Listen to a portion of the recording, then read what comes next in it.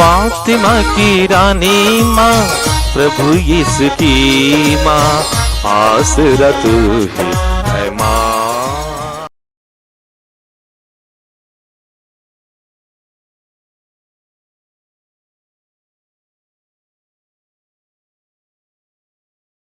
पहला पाठ संत यूहन्ना का पहला पत्र, अध्याय 1, पद संख्याएं 1 से 4 तक।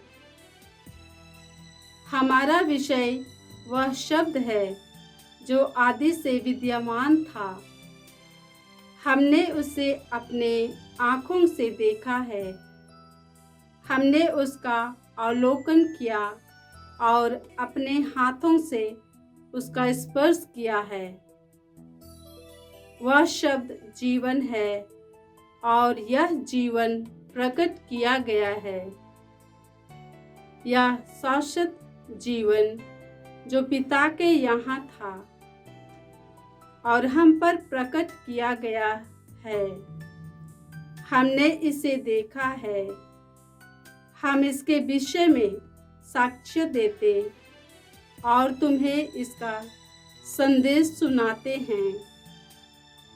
हमने जो देखा और सुना है वही हम तुम लोगों को भी बताते हैं, जिससे तुम हमारे साथ पिता और उसके पुत्र यीशु मसीह के जीवन के सहभागी बन जाओ। हम तुम्हें यह सब लिख रहे हैं जिससे हम सबों का आनंद परिपूर्ण हो जाए। प्रभु की वाणी। ईश्वर को धन्यवाद। वचन अनुवाक्य। हे धर्मियों, प्रभु में आनंद मनाओ। हे धर्मियों, प्रभु में आनंद मनाओ। प्रभु राज्य करता है, पृथ्वी प्रफुल्लित हो जाए। असंख्य द्वीप आनंद मनाए। अंधकारमय बादल उसके चारों ओर मंडराते हैं। उसका सिंहासन सत्य और न्याय पर आधारित है। अनुवाक्य। हे धर्मियों, प्रभु में आनंद मनाओ। हे धर्मियों, प्रभु में आनंद मनाओ। पृथ्वी के अधिपति के आगमन पर पर्वत मोम की तरह पिघलते हैं। आकाश प्रभु का न्याय घोषित करता है। सभी राष्ट्र उसकी महिमा देखते हैं। अनुवाक्य। हे धर्मियों, प्रभु में आनंद मनाओ। हे प्रभु में आनंद मनाओ। धर्मी और निष्कपट लोगों के लिए ज्योति और आनंद का उदय हुआ है। हे धर्मियों, प्रभु में आनंद मनाओ और उसके पवित्र नाम की स्तुति करो। अनुवाक्य। हे धर्मियों, प्रभु में आनंद मनाओ। हे धर्मियों, प्रभु में आनंद मनाओ। जय घोष। alleluia, alleluia। ईश्वर, हम तुझे धन्य कहते हैं, हम तुझे प्रभु मानते हैं। हे प्रभु, प्रेरितों का महिमामय समुदाय तेरा गुणगान करता है। alleluia। प्रभु आप लोगों के साथ हो और आपकी आत्मा के साथ। संत यूहन्ना के अनुसार प्रभु यीशु ख्रिस्त का पवित्र सुसमाचार। हे प्रभु, तेरी महिमा हो।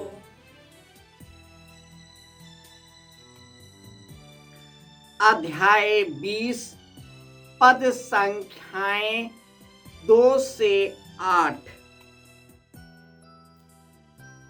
सप्ताह के प्रथम दिन मरियम मगदलेना ने सीमोन पेत्रुस और उस दूसरे शिष्य के पास जिसे यीशु प्यार करते थे दौड़ती हुई आकर कहा, वे प्रभु को कब्र में से उठा ले गए और हमें पता नहीं कि उन्होंने उनको कहाँ रखा है।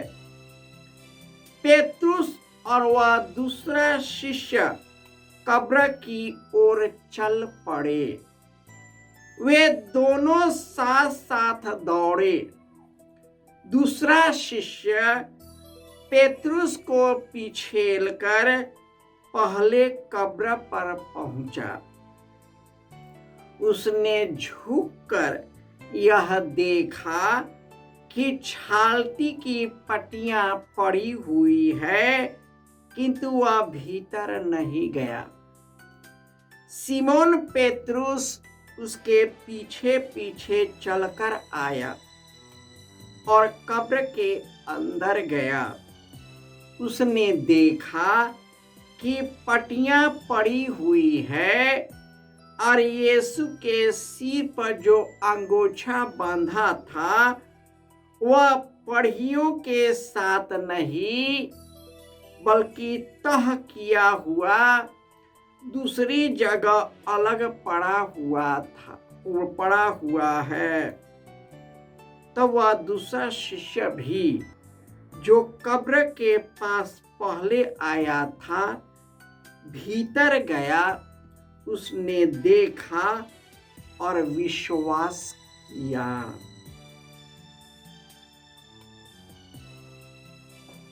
यह प्रभु का सुसमाचार है। हे क्रिस्त तेरी स्तुति हो। ख्रिस्त में प्यारे भाइयों और बहनों, आज माता कलीसिया संत योहन प्रेरित और सुसमाचार लेखक का पर्व मनाती है। योहन सभी प्रेरितों में और शिष्यों में अनोखा था। उन्होंने ईश्वर के प्रताप को, उनके सिंहासन को, उनके न्याय को, उनके आगमन को इतनी अच्छी तरह व्यक्त किया है क्योंकि उन्होंने यीशु को अपने जीवन काल में उनके पुनरुत्थान के बाद स्वर्गीय सिंहासन में विराजमान उन्हें देखा। यही कारण है कि संत योहन का पहला अध्याय है कि आदि में शब्द था, शब्द ईश्वर के साथ था और शब्द ही ईश्वर था।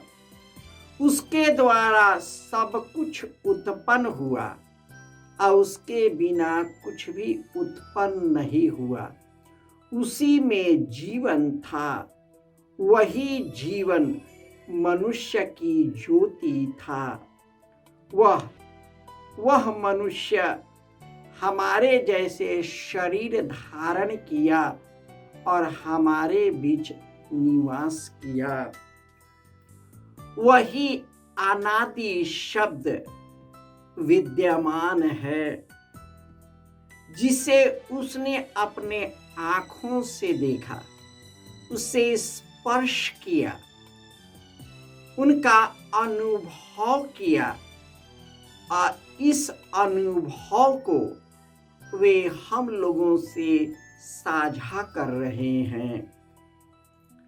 यीशु के पुनरुत्थान के बाद मरियम मगदलेना और उनके साथ कुछ नारियां कब्र के पास देखी गई। उसने देखा कि कब्र खुला हुआ है और उसमें यीशु का शरीर नहीं है। यह दौड़ते हुए उसने शिष्यों को बताया और कहा कि यीशु का तो पार्थिव शरीर कब्र में नहीं है, पता नहीं किसने उठा ले गया। तो उसकी बात सुनने के बाद पेतरुस और योहन साथ साथ निकले, परंतु योहन उसको पीछे करते हुए आगे बढ़ा। उसने वही पाया जैसी कि स्त्रियों ने उसे बताया था। पेतरुस के आने के बाद दोनों अंदर गए और यह बात कही गई है कि योहन ने जो कुछ अंदर में देखा उस पर विश्वास किया। यह योहन ही था जिसने सबसे पहले यीशु का पुनरुत्थान में विश्वास किया। योहन ही ऐसा शिष्य था जो अपने जीवन काल में यीशु को राज सिंहासन पर बैठे हुए देखा और उन सब अनुभवों को वे प्रकाशना ग्रंथ में उसे प्रकट करता है। वह इतना गहरा अनुभव था कि उनको शब्दों में व्यक्त करना कठिन था। फिर भी उन्होंने जो दृश्य, स्वर्गीय दृश्य देखा, हम लोगों से साझा किया है ताकि हम सभी उसमें विश्वास करें और अनंत जीवन प्राप्त कर सके। आइए हम भी खुशी पूर्वक प्रेरितों, मरियम मगदलेना, अन्य नारियों के साथ और विशेषकर योहन जो सुसमाचार लेखक और प्रेरित है, उनके बताए मार्ग को अपने जीवन में धारण करें। योहन ने ही कहा यीशु के बाद, मैं ही संसार की ज्योति हूँ, मैं ही स्वर्ग से उतरी हुई जीवंत रोटी हूँ, मैं ही सत्य मार्ग और जीवन हूँ, मैं ही स्वर्ग का द्वार हूँ। यह इसलिए किया क्योंकि उसने अपने दिव्य दृष्टि के द्वारा यीशु को स्वर्ग में के सिंहासन पर बैठा देखा और उसी अनुभव के द्वारा उन्होंने यीशु के लिए अपने जीवन को अर्पित कर दिया। हम योहन की मध्यस्थता द्वारा प्रार्थना करते हैं कि हम भी ईश्वर के दिव्य शक्ति को प्राप्त करें, पवित्र आत्मा की शक्ति को प्राप्त करें, ताकि प्रभु यीशु को अपने जीवन में गहरे रूप से अनुभव करें और उनका अनुसरण करें। जय यीशु।